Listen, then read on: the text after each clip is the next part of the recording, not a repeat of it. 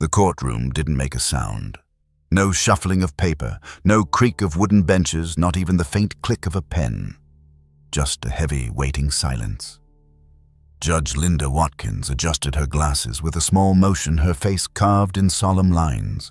The fluorescent lights above cast sharp, white edges on everything except for the woman standing in the center, who looked like she didn't belong to this reality at all. Detective Joanna Pierce. Her name rang out like a final note of an old hymn. Her orange prison uniform looked stark against the dull gray walls. Hands shackled, shoulders drawn, she kept her gaze forward. It was the kind of silence that doesn't ask for anything. Not forgiveness, not sympathy, not even understanding. The sentence came swiftly. Death by lethal injection to be carried out within the next federal window, pending all extradition documentation. No one expected tears from her. Not after the way she had sat through the entire trial, quiet, collected, and still. But a few in the room hoped she would at least say something. A final word, a protest, an apology, anything. She didn't. That somehow made it worse. The woman had once been a decorated wildlife liaison and a respected part of the Missoula Police Department, a Montana local, raised by her grandmother after her father died in a fire.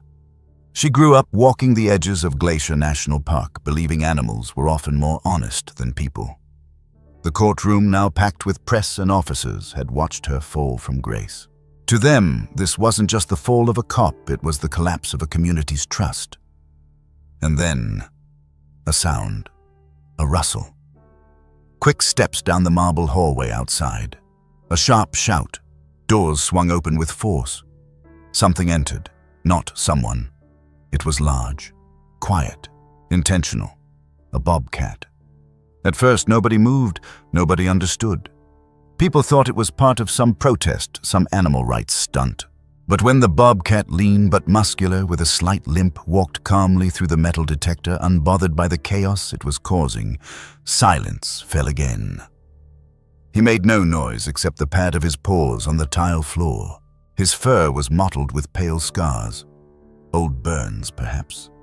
His face was focused, unblinking. He didn't approach Joanna. He walked straight to the judge. One guard stepped forward, but Judge Watkins held up her hand. The bobcat stopped at her feet, looked up, and sat. His eyes were golden, unafraid. And then, almost impossibly, he turned and looked at Joanna, held her gaze. Orion.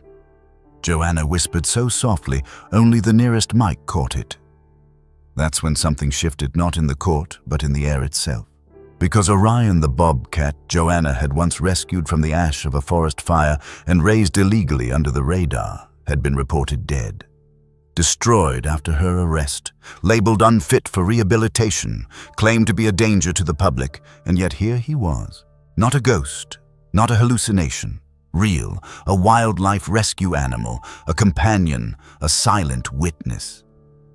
Joanna didn't smile, but for the first time in weeks, her shoulders lifted slightly, just barely, like something that had been weighing her down was not gone, but now shared.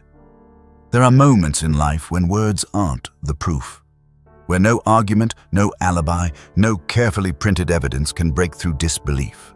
But an animal, a creature with no motive to lie, can speak volumes without saying a thing.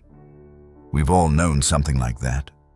Maybe it was the dog who sat beside you during a divorce, the cat who waited at the door during cancer treatments, the horse that kept you going after a miscarriage.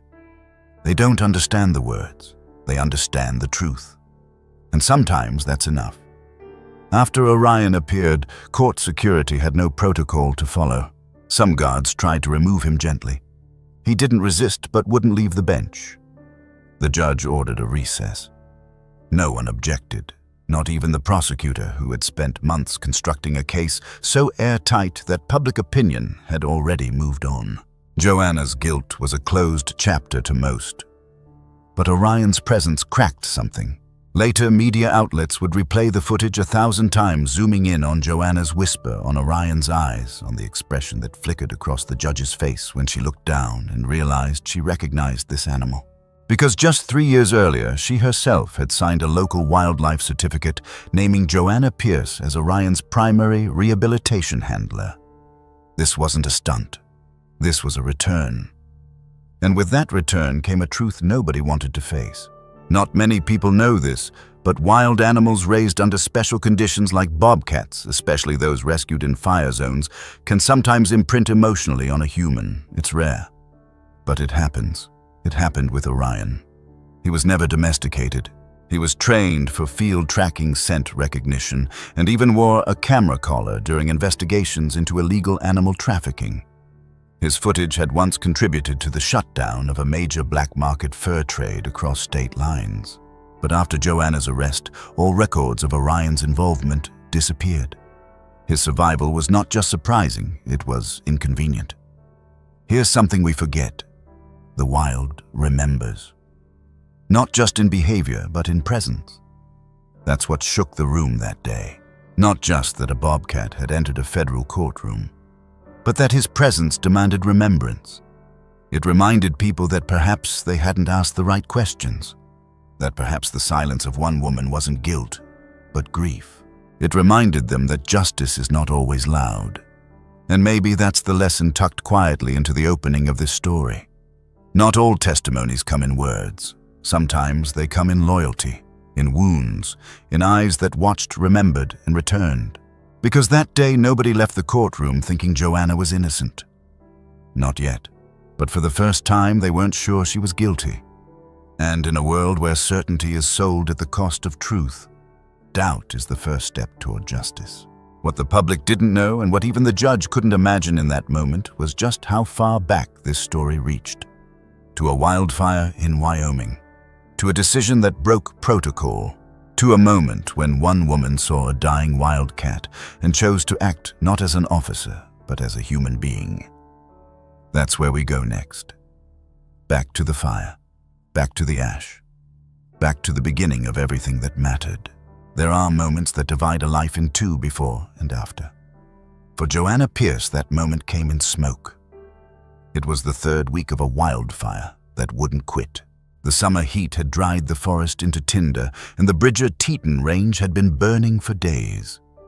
Joanna had volunteered for the search in clear detail, helping wildlife officers rescue injured animals before the next fire line swept through.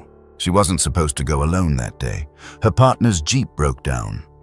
The radio signal was weak, but she'd always been the type to say, "If we wait, it's too late." So she drove the old Forest Service truck up into Zone C marked yellow on the map, unstable but not yet engulfed. With the windows down, the smell of ash pressed into everything. As she moved through the charred brush, something in her peripheral vision shifted. Not much, just the flick of a tail. She stopped, squinted through the rising heat. He was curled under a rock shelf, silent, trembling wild. A bobcat cub, no more than 6 months old. His left flank was burned raw, his breathing was shallow. When she moved closer, he tried to snarl, but it came out as a rasp. One paw twitched forward, like he still wanted to fight. Joanna crouched. "I'm not here to hurt you, bud," she said softly. "Just don't want you to die here alone." She reached into her backpack, not for gloves, not for traps, for water. He didn't take it at first, just stared. She left the bottle on the ground, then backed up. It took 15 minutes, then he drank. Joanna didn't call it in. It would have been protocol to report him. Any injured predator inside a fire zone was technically the property of the state. If deemed unfit for re-release, he'd be euthanized to conserve resources. But something in her gut said no. So she loaded him gently into a crate and drove the long way around to avoid checkpoints. Back at her off-grid cabin near the Montana border, she wrapped his side with sterile gauze, fed him soft food, and slept on the floor near his crate in case he cried out. He didn't. He just watched her. It was 3 days before she named him Orion, because his eyes reminded her of stars, sharp, bright, too wild to hold. The first few weeks were hard. He didn't trust her. She didn't expect him to. He scratched her arms to ribbons, refused food unless she left the room.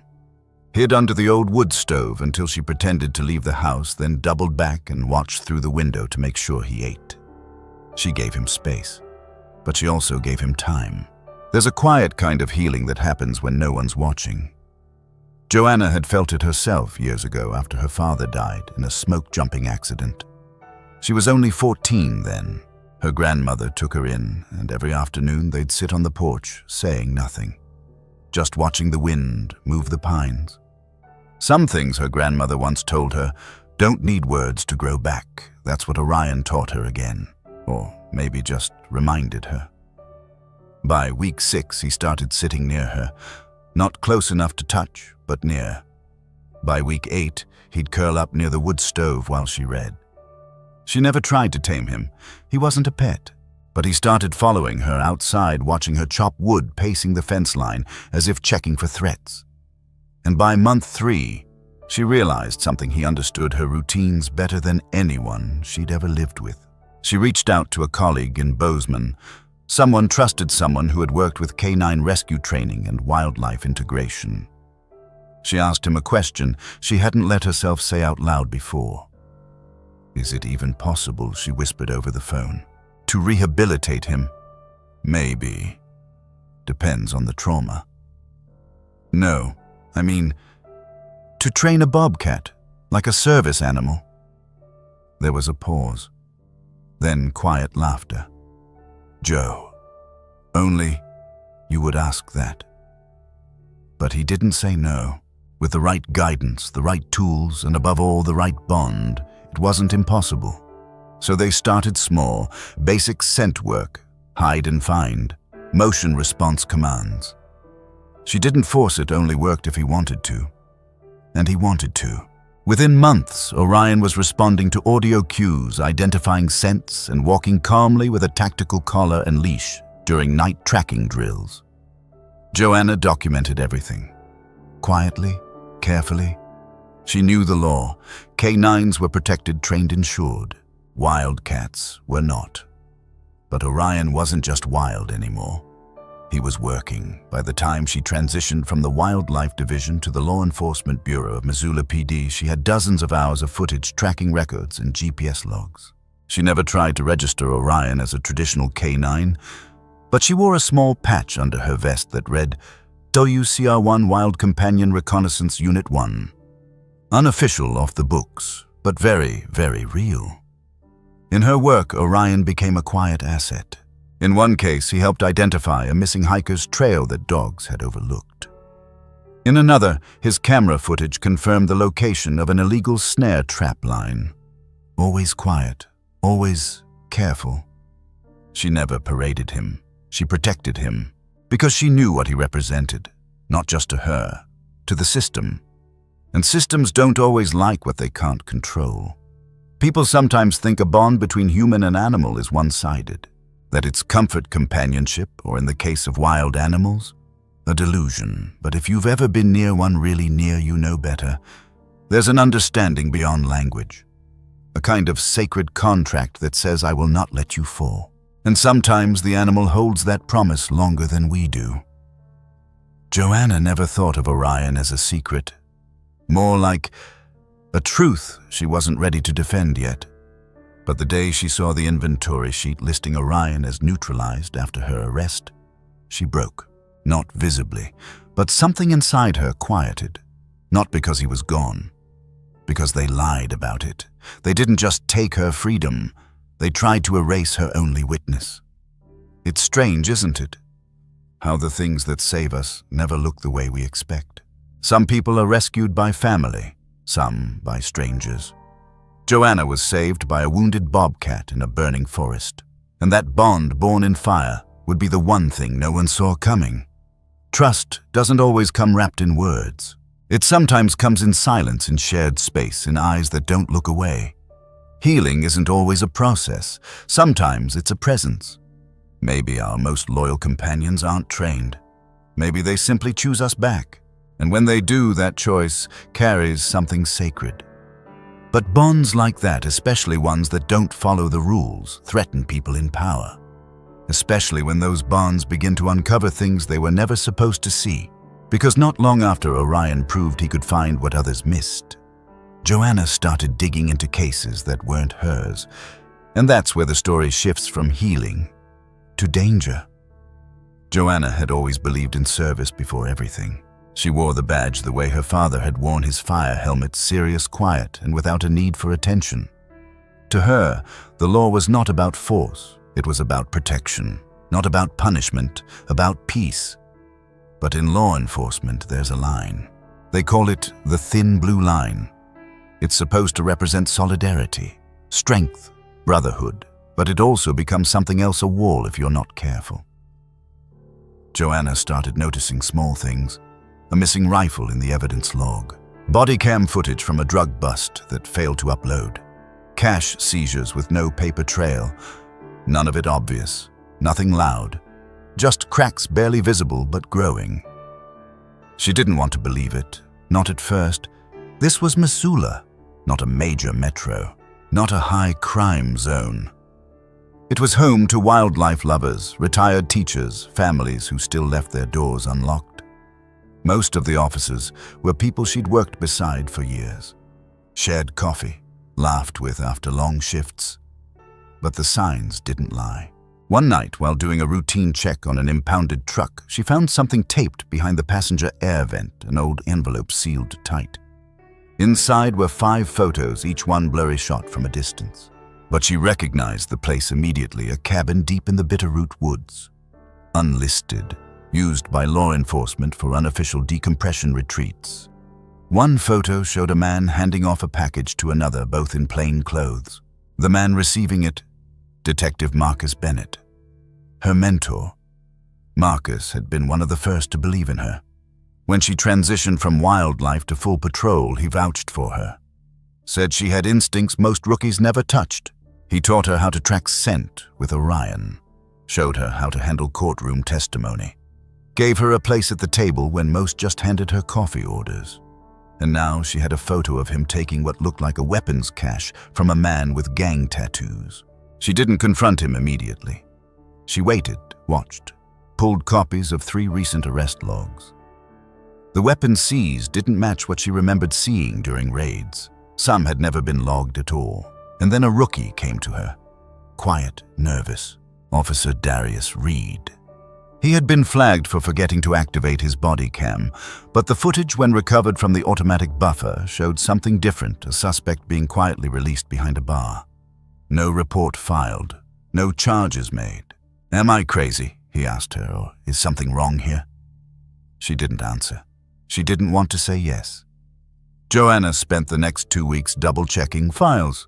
At night, she sat at her dining table, Orion at her feet, flicking through paper trails and timestamp logs. It was Orion who first triggered her instinct again.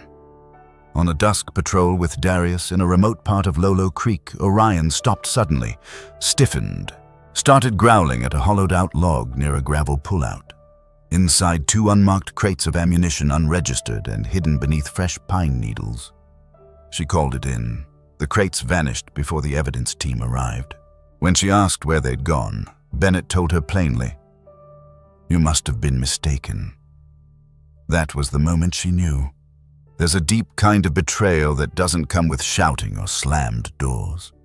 It comes with calm voices, with people you trusted looking you in the eye and pretending you're the one who's confused. It comes with silence from others who know the truth but don't want to be the next one isolated. That's what Joanna walked into every day from then on. The station hallways grew colder. The banter faded. Orion's presence, which used to be a source of curiosity, was now a reason for whispers. They let her bring a wild cat to work. And we're the problem. But here's the thing about corruption. It rarely shows its face directly. It wears the mask of policy, of protocol, of nothing to see here. Joanna reached out to a contact in Helena, an old friend from training now working with the state's Bureau of Criminal Investigation. She didn't name names, just asked questions. What would happen if evidence gets quietly swapped before processing? Why would a rural task force increase funding for patrol in zones with no activity? Ever heard of something called Red Fog Protocol? That last question got her a silence longer than there are. rest combined. The next day, her computer access was restricted. 2 days later, her locker was reassigned. A week later, her off-duty carry permit was suspended due to administrative reevaluation. She'd seen enough. She didn't try to go public. She didn't make noise. She just collected, logged, photographed, recorded. Orion's collar was upgraded new firmware, hidden live sync. They ran quiet night patrols, collected footage. They had almost everything they needed. And then, just as she was preparing to hand it off to the bureau, a confidential informant named Eli Navarro disappeared. Eli had tipped her off about a weapons exchange scheduled for the next weekend, high-altitude deep woods, only accessible by foot. Joanna hiked in early just to verify the drop. She found him, face down, shot once in the back of the head. Orion circled the area 3 times, his body low tense, no other scents, no fresh prints. She called it in. Backup came fast, too fast. They found her kneeling by the body gun, holstered, hands up. They arrested her on the spot. It was clean, too clean. Her weapon matched the bullet. No security footage, no time-stamped call logs. The wildlife collar cam fried claimed to be a technical malfunction. Orion taken into custody for evaluation and later labeled euthanized for aggression. Joanna said nothing, because the only thing she had left, the only thing that still might protect her, was silence. Sometimes when something cracks, we think we're seeing a flaw, but cracks let light in. They show us where the pressure is, and more importantly, they show others where to look. Corruption doesn't start with big crimes. It starts with small favors, quiet looks, unlogged exchanges. And by the time someone notices, the roots are deep. The betrayal that hurts the most isn't from strangers. It's from those who taught you what right and wrong meant, then asked you to ignore it. Joanna had crossed the thin blue line not by betraying it, but by refusing to accept that it was untouchable. And that made her dangerous to them. But the ones who wanted her silenced didn't just erase her from the force. They had a different plan, a cleaner one. They would bury her with the lie and make sure the world never heard what Orion had seen. There's something strange about a crime scene that feels too perfect. Joanna had seen dozens of them.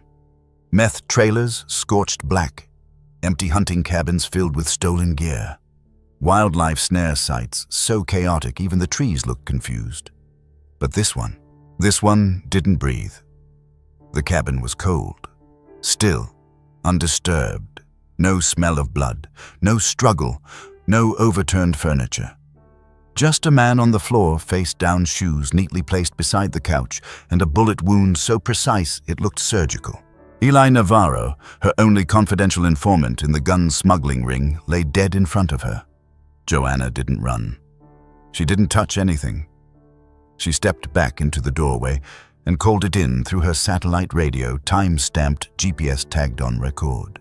Or so she thought. The officers who arrived were strangers, out of county, not local PD. They came in fast, no questions, just orders. One of them walked straight past her, didn't even glance at the body, and went to the bedroom like he already knew what he'd find. The other pulled out a small scanner and swept the space. Joanna recognized it, a frequency jammer used to scramble camera devices. "Where's your weapon?" Detective 1 asked. She hesitated. "Holstered." He raised his hand. The third officer walked over, removed her sidearm, and bagged it. "Serial matches," he said calmly. "Matches what Joanna asked. The casing under the body." That's when she knew. This wasn't an investigation. It was a delivery. Later, during her arraignment, the evidence would stack up like bricks in a wall she couldn't climb. The bullet came from her registered off-duty weapon. Her call to dispatch never logged. The satellite radio device damaged during transport. Even Orion's collar cam, which had automatically synced to a secure cloud server, was labeled inconclusive due to upload corruption. 1 week later, the footage vanished entirely from the case files, and Orion himself transferred to a wildlife control unit for evaluation. Status euthanized. Official reason, uncontrollable behavior, risk to public safety. She never even got to say goodbye. People like to believe justice is a clean system, that things line up for a reason. But Joanna had served long enough to know that real cases are messy. Witnesses contradict each other. Paperwork doesn't match. Crime scenes look chaotic because crime is. So when everything lines up, perfect timeline, perfect motive, perfect weapon, you have to ask, who arranged the pieces? And more importantly, why? The weeks in holding were quiet. Joanna didn't fight the indictment. She listened, collected, observed. Her public defender, a young woman named Riley Vaughn, told her honestly, "I want to believe you, but the facts..." Joanna nodded. "They're too perfect, right?" Riley hesitated. "They're flawless. That's the problem." Back in her cell, Joanna replayed every moment of the last 2 years. The missing weapons, the off-the-books cabin, the way Officer Darius Reed had gone silent after she was arrested. The way Marcus Bennett had never visited. He was the only one who could have known about her informant. The only one who'd insisted she work the case alone. The only one who'd signed off on Orion's removal. But there were no fingerprints on his orders, just initials, protocol, policy. Red Fog wasn't a gang. It was a procedure. Here's the danger of systems. Once something becomes procedure, no one questions it. The kill switch built into the collar cam, standard issue for animal safety. The quiet shutdown of satellite logs. Administrative failure. The weapons in her off-duty storage replaced and recorded without her signature clerical error. If you've ever tried to challenge a bureaucracy, you know this pain. Every paper is in order. Every response is polite. And every lie is coated in plausibility. They built the narrative around her. Efficiently. Decorated wildlife officer with an illegal Bobcat companion, known for rule-bending, attached to an unstable informant, tied to a remote location without backup. Delayed response. Emotional state compromised. She watched her own story form on news channels, one segment at a time. They say she loved animals more than people. She was obsessed with her Bobcat. Some neighbors say she hadn't been the same since her father died. It was all true. But truth twisted becomes something dangerous. The public turned fast. Even in a small town like Missoula, support evaporates when fear enters the room. Animal rescue groups that once praised her went silent. Colleagues deleted photos of her from their feeds. The sheriff made a public statement about respecting the process and maintaining public confidence in law enforcement. Nobody asked about Orion. Nobody asked why the most respected wildlife cop in the state would suddenly murder her only source. Because the answer was too uncomfortable, too complicated, and people prefer stories that end clean. Joanna stayed in her cell every night and thought about the animals she'd rescued. The fox with a broken jaw, who still tried to snarl even as she stitched it. The deer who leaned its head into her hands after being hit by a truck. And Orion limping out of fire, too wild to trust, too wounded to run. They had all fought to survive. Now it was her turn. Here's the lesson in this part of her story. Sometimes clean is suspicious. When a crime scene is flawless, ask who had the time to polish it. When a reputation collapses overnight, ask who benefits from its fall. And when someone goes silent, don't assume guilt. Sometimes silence is the only safe place left. There's also a perspective we rarely talk about: how animal companions often witness what people overlook. Orion had seen things she couldn't document. He had followed her to that cabin. He had likely recorded everything until someone shut him down. The real loss wasn't just his life. It was the proof he carried. But stories don't always end with the frame they're put in. Because while the system was building a box around her, someone else was still watching. A contact she hadn't heard from in months. One who'd promised to keep looking after Orion's cloud backups. And late one night, as she stared through the wire mesh of her cell window, she got a visit. No names, no uniforms, just a small envelope. Inside it, a photograph. Orion, alive, scarred, and walking free. The system thought they'd erased the witness, but the wild doesn't forget.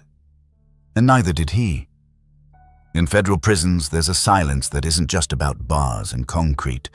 It's the kind that settles between people who know too much and say too little. Joanna had learned to live in that silence. She didn't ask for updates. She didn't demand a retrial. She waited, because waiting meant listening, and she knew something was still moving out there. It began with a letter. No return address, no signature. Just a short note written in all caps. Backup found. Orion survived. Hold. Joanna folded the letter and slid it into her pillowcase. No questions, but her breath caught. It wasn't just the relief that Orion, the Bobcat who trusted her when no one else did, was alive. It was the second part that shook her more. Backup. Found. Orion's collar-cam, once thought destroyed, had uploaded something. Not everything, not clean footage, but fragments. And someone had been watching long before she realized it. The first contact came through Elena Ramirez, an internal agent from a federal wildlife crime enforcement unit. She wasn't flashy, no badge waving, just an envelope passed discreetly through Riley, Joanna's lawyer. Inside 10 still frames, blurry but clear enough. A van, a transfer, a warehouse that wasn't on any city plan, and in one corner, barely visible, Orion's eyes caught in the dark, reflecting back like a mirror. Then another note. We call it red fog. You were never the first. Red fog. Protocol was never meant to be public. It started years earlier under the guise of Rural Task Force Coordination. Officially, it was a joint operation between federal wildlife units and small-town PDs to secure vulnerable conservation zones against poaching and illegal trafficking.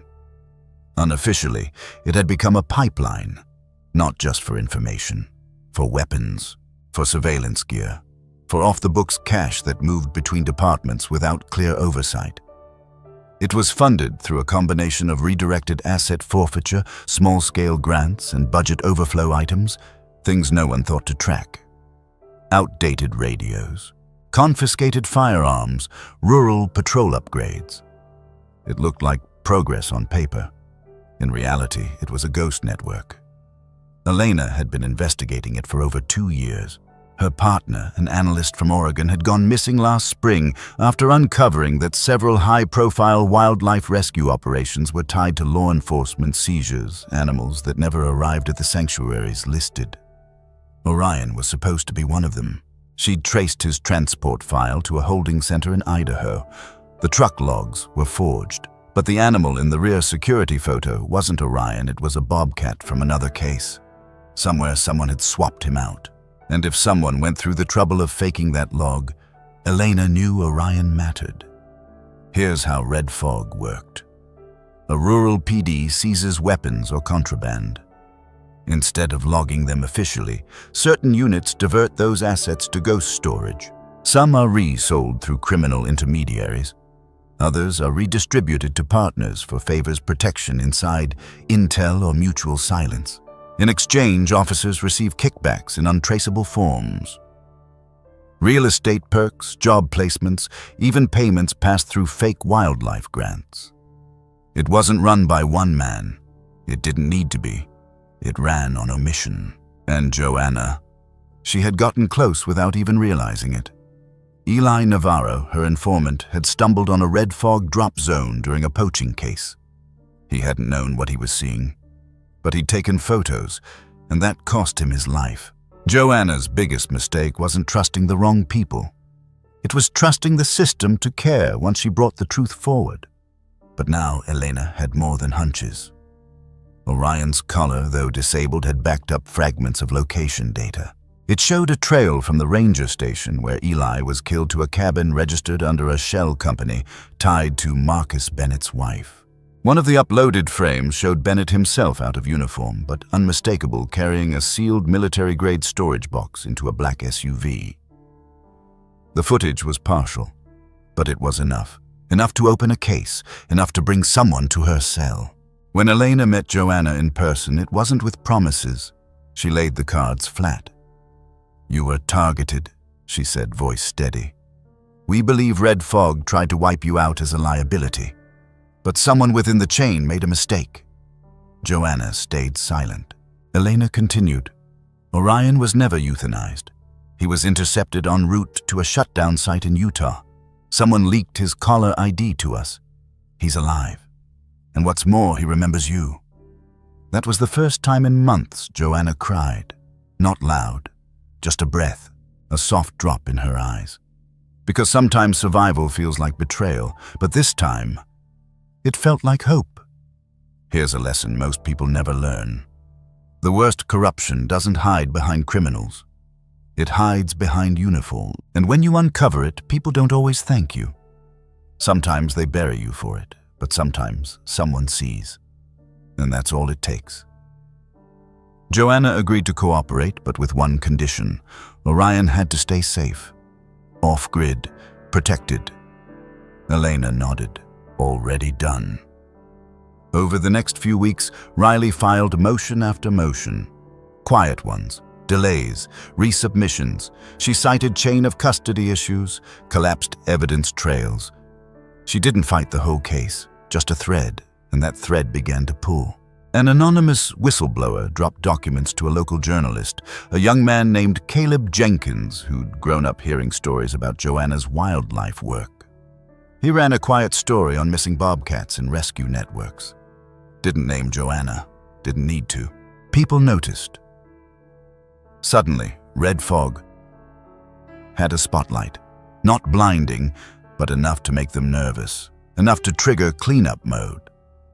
Joanna's transfer was approved again, this time fast-tracked.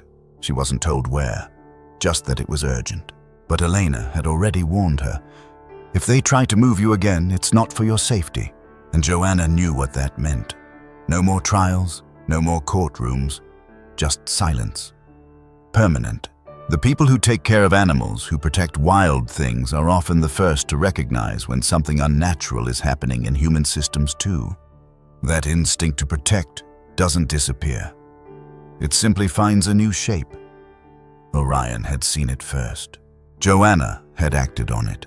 And now, the system that tried to kill them both had started to slip.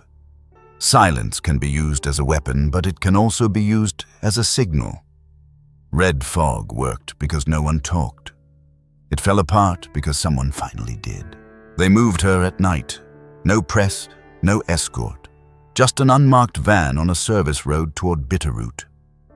But what Red Fog didn't expect was that wild things remember. And this time, the forest was watching. The van didn't have markings. Just dust steel and two men in uniforms that didn't match any department Joanna recognized. They didn't speak much. No paperwork, no handoff, just a chain of custody that lived in silence. One rode up front. The other sat beside her in the back hand, near his sidearm. She could see trees blur past through the tiny grated window. The road narrowed with every turn. She'd seen this kind of route before, years ago, helping evacuate injured wildlife after floods. Remote enough to be forgotten, steep enough to prevent return. There were no lights, no escort, no backup. This wasn't a transfer. It was a burial in plain sight. She didn't panic. She counted turns, watched shadows, tracked time by the rhythm of the wheels over gravel, and then far off just before the next bend, a flicker. Small, quick, gone. But her pulse changed. Her instincts rose. Not fear, something else. Recognition. The van slowed. "We need to check the tires," the driver muttered, already stepping out. The man beside her tapped his boot twice, some kind of silent code, and unlocked his holster. That's when it began. A shrill sound echoed through the trees, not mechanical. Natural, high-pitched, not threatening but insistent. The second man froze. Then came movement, not from the road, from the brush. Low, steady rustling, calculated steps. He stood, pulled his weapon. Joanna didn't look afraid. She looked ready, because she knew that sound. She'd heard it only once before, 5 years ago, when a singed bobcat cub cried out under a fallen tree, waiting for help. Orion. He emerged from the tree line like he belonged to it, larger than before, scarred, one ear notched from a fight. His shoulders moved like waves, low and deliberate. He didn't growl. He didn't charge. He stared. And then with impossible calm, he stepped forward and sat in the middle of the road, unmoving, daring them. The man beside her cursed, opened the door, stepped out. "Wildlife control, huh?" he said, raising his gun. "Should have finished the job." Joanna launched her weight forward, shoulder to his torso. The van rocked, gun clattered onto the floor. In one motion, she reached for it, ducked out the open door and rolled onto the gravel. The other man spun around, but too late, because the forest had already answered. A second figure moved behind him, human this time. Not a guard, not a hitman, Agent Elena Ramirez. She stepped from the trees with her badge raised, flanked by 2 plainclothes officers and an unmarked SUV. "Drop it," she called. "Hands where I can see them." The forest stood still. Here's the truth. No one tells you justice doesn't always happen in courtrooms. Sometimes it happens in the wild, where there are no cameras, no microphones, just the undeniable fact that someone showed up when it mattered. Joanna didn't speak. She didn't need to. Orion came to her side and sat. Not tame, not obedient, just there. A presence. She looked into his eyes. For a second, she wondered what he had seen in all that time, who had hidden him, who had helped him survive. But those answers didn't matter. What mattered was that he'd come back and brought others with him. The arrest was quiet. Elena handed her a file as the men were cuffed. Inside, photos, transcripts, confirmation of an internal mole who had leaked Joanna's location to Red Fog for a payout. "You were right," Elena said. Joanna nodded. "Too clean." And now, Elena asked. "Now we clean it up the right way." They took Joanna to a private safe house instead of jail. A small cabin near Flathead Lake.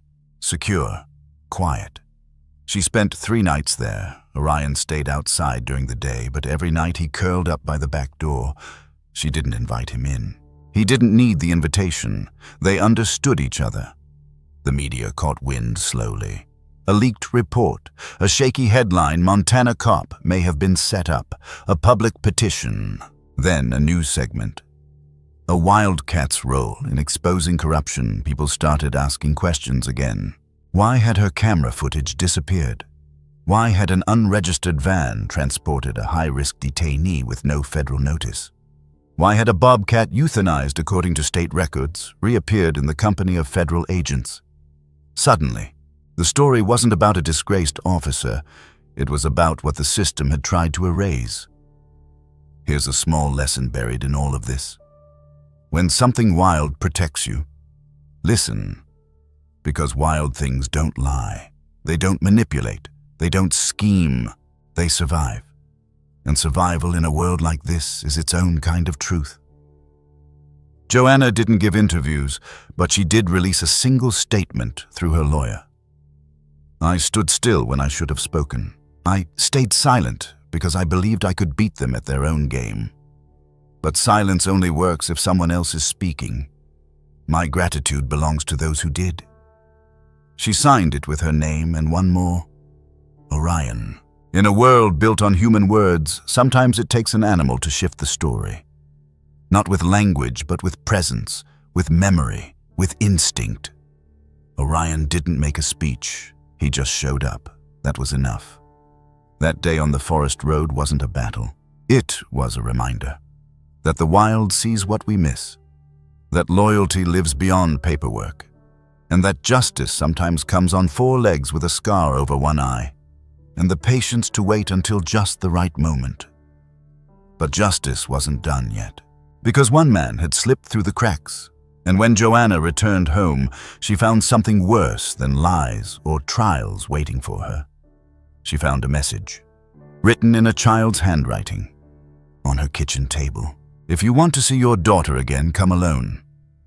And just like that, the forest wasn't the only thing that remembered. The kitchen was quiet. Too quiet. Joanna hadn't been back in over a year. Dust clung to the edges of the windowsill. The wind outside moved the trees, but the house didn't breathe. There was no tea kettle on the stove, no humming fridge, just the sound of her boots on the old floorboards. The envelope sat alone on the table, plain white, torn open at the top. Inside was a single page, crayon writing, block letters, red and green. If you want to see your daughter again, come alone. Below it, a location, Echo Lake Trailhead. 6 p.m., no law, no Orion. Joanna stared at the page, heart-pounding, breath shallow. She didn't need a signature. She recognized the handwriting. Lily's. Orion stood behind her, silent, watchful. His ears twitched as she folded the paper. She crouched beside him. "You know I can't take you this time." He didn't blink. She touched his neck gently. "But I'll be back." She didn't say if. Joanna had been prepared to die in prison. She had made peace with losing her name, her record, even her legacy. But not Lily. Losing her child, that was something no mother comes back from. She checked her sidearm, took a small pack with water, a first aid kit, and one photograph Lily in the backyard, feeding Orion a piece of apple. Both of them looking surprised at each other like they hadn't expected to get along. That photo had survived the arrest, the transfers, the raids. She took it because she needed a reason to walk into what might be a trap, and a reason to walk out again. Echo Lake wasn't a popular trail. In late fall, it was near empty. The water was still wrapped in fog. Pine needles muffled her steps. She found the cabin just past the third ridge. Not old, not new. One of the state's off-record rest points used by law enforcement during mountain patrols. She'd been here before, with Marcus Bennett. Of course it was here. Of course it would end where it had all begun. She walked up the steps slowly, gun at her side. She knocked once. No answer. She pushed the door open. Inside, Lily sat on a cot, arms tied loosely, eyes wide, but not terrified. Marcus stood behind her. He didn't raise a weapon, just lifted one hand in greeting the other, resting on the back of Lily's chair. "Close the door," he said. Joanna stepped inside and shut it. Marcus looked older, thinner. His beard was gray at the edges now, but his eyes were the same, steady, alert, unreadable. "She's not hurt," he said. Joanna nodded once. "She better stay that way." He sighed. "I never wanted this." She said nothing. "I gave 30 years to this department," he continued. "Put away murderers, traffickers, child abusers. But I watched the system eat itself from the inside, and when Red Fog offered me a way out, I took it." Joanna kept her hand near her holster. "A way out. They paid for my son's treatment. They covered the second mortgage. They said no one would get hurt." She looked at Lily. "You hurt her?" Marcus shook his head.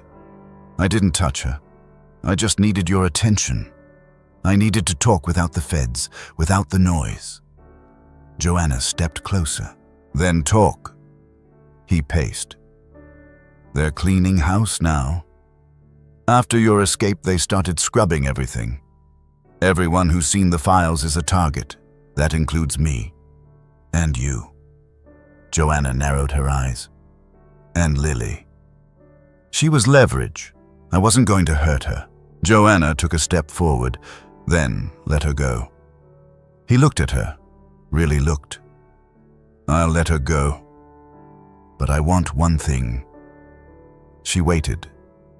"Testify that I cooperated, that I helped you. I'll give you names, documents, passwords. I'll walk into court with you." Joanna's voice didn't rise. "That's not cooperation. That's bargaining." He sat down slowly. "I have no illusions about redemption, but I'm not ready to die in a ditch. There's a kind of mercy that doesn't feel fair. The kind where you know someone's done damage, but you also know they're broken in ways the world never saw." Joanna had admired Marcus once. He taught her how to track, how to read tire marks in mud, how to keep her cool during interrogations. He'd saved her life once during a winter raid, but he'd also tried to destroy it. She looked at Lily. "Are you okay?" Lily nodded. He didn't scare me. He made soup. Joanna allowed herself the smallest smile. That's very brave of you. Then she turned back to Marcus. You're coming with me. You'll testify. But if you run, I won't, he interrupted. I'm done running. They walked down together, Lily holding Joanna's hand. At the base of the trail, Orion was waiting. Marcus froze when he saw him. I thought he was gone. Orion didn't growl. He just stood there, watching. Marcus looked away. Joanna spoke softly. He remembers what you did. I bet he does, Marcus whispered. The trial that followed wasn't dramatic. Marcus gave his testimony in exchange for protective custody. Dozens of names followed officers, shell companies, evidence sites. Red fog unraveled like pulled thread. But that's not what people talked about. What they talked about was the Bobcat, sitting silently in the courtroom as Joanna gave her own testimony. People posted clips. Animal rescue emotional video wild Bobcat watches owner testify. Cute animals can be heroes too. Wildcat baby saves the day. The footage went viral, and slowly, public perception shifted again. Joanna wasn't just a disgraced cop anymore. She was a mother, a rescuer, a survivor. Here's the small lesson from that cabin. Some betrayals don't end with revenge. They end with responsibility. Joanna could have pulled the trigger that day, but she didn't, because justice isn't about making things even. It's about making things right. Wild animals like Orion don't live by rules, but they live by instinct. And somehow he always showed up when it mattered. That's the kind of companionship no badge can grant, no law can explain. That's animal love you don't teach. It's earned. Joanna kept the note Lily had written. Crayon lines, shaky letters. It became a reminder that even when the world falls apart, a child's trust is a reason to hold the pieces together. Justice had been served. But healing, that was something else entirely. Joanna didn't want revenge anymore. She wanted to build something for those who couldn't speak. Something for every bobcat, every orphaned animal, every silenced voice. And that's where the next chapter begins. Not in a courtroom, but in a clearing in the woods where the wild and the human world finally learn how to live together. The folding chairs were already half full when Joanna arrived. Most guests were locals, retired park rangers, animal rescue volunteers, a few law enforcement officers who still believed in the work. But the crowd didn't come for names. They came for what it all meant. Joanna stood near the edge of the field, hand on her daughter's shoulder. Lily gripped a folded piece of paper tightly in both hands, swaying slightly on her toes. The microphone crackled. A small breeze moved the banners. Painted across the largest one were 4 words in deep forest green: Orion Wildlife Justice Center. Joanna didn't step forward to speak. That wasn't her place today. This was Lily's moment. The girl stepped up to the podium. She unfolded her paper carefully, then began reading slow and steady. My name is Lily, and when I was scared, a bobcat came to help us. His name was Orion. He didn't talk, but he showed us the truth. He wasn't just a wild animal. He was brave, and he knew when to come back. Now we have a place where no one forgets animals like him, where justice means protecting the quiet ones too. She looked out over the crowd. Thank you for remembering. The applause was gentle. Long, felt like it came from someplace deep. Joanna closed her eyes, not to block anything out, but to let it all sink in. People always assumed she'd named the foundation after herself. After all, she was the face that had been tried, acquitted, judged, defended, and debated. Her story had made national headlines. There were still YouTube videos floating around with titles like Cop on Death Row, Saved by Her Bobcat Rescue Animals, and Redemption, the Joanna Pierce Case, Animal Companionship vs. the Law. But she knew better. She hadn't saved Orion. He'd saved her. The Orion Wildlife Justice Center started as an idea on a napkin. a safe house for animals rescued from illegal trafficking cases, a place where canine retirees, bobcats, foxes, and even birds used in surveillance or scent tracking could live out their days with dignity. But more than that, it was a center for advocacy, for second chances. Joanna reached out to every rescue network she knew, every legal non-profit, even former officers who had walked away from the system rather than compromise. The mission was simple: to protect the voiceless animal or human when the system failed. Today, the center runs training programs for wildlife officers, teaching them how to ethically integrate animals into investigative work without exploitation. There's a wing focused on rehabilitating wild cat babies, bobcats, lynxes, mountain lions, many of whom were orphaned by poaching or wildfire. There's also a legal branch, run by volunteers, interns, and a small team of pro bono lawyers. It provides resources to whistleblowers, wrongly accused officers, and yes, even formerly incarcerated people who want to do better. Because Joanna learned something no courtroom taught her: justice without compassion is just a checklist. Every week, school buses visit the center. Children walk the quiet trails. They meet rescue animals who've survived things even adults can't imagine: wildfire, abuse, trafficking, abandonment. And they leave with something different from what they came with. Not just knowledge, but understanding. The kind of understanding that plants itself deep like seeds that grow later, sometimes years down the line. Joanna often walks those trails herself in the early mornings. Orion still roams free across the center grounds. Older now, slower, but present. He doesn't like being indoors. He prefers the edge of the tree line where he can disappear whenever he wants. And that's how she knows he's still wild, still his own. One day a volunteer asked her, "Do you think he remembers what happened?" Joanna didn't answer right away. She walked over to where Orion sat in the sun, grooming his front paw. She knelt a few feet away, not too close. He looked at her, held her gaze, didn't blink, then went back to cleaning. She turned to the volunteer.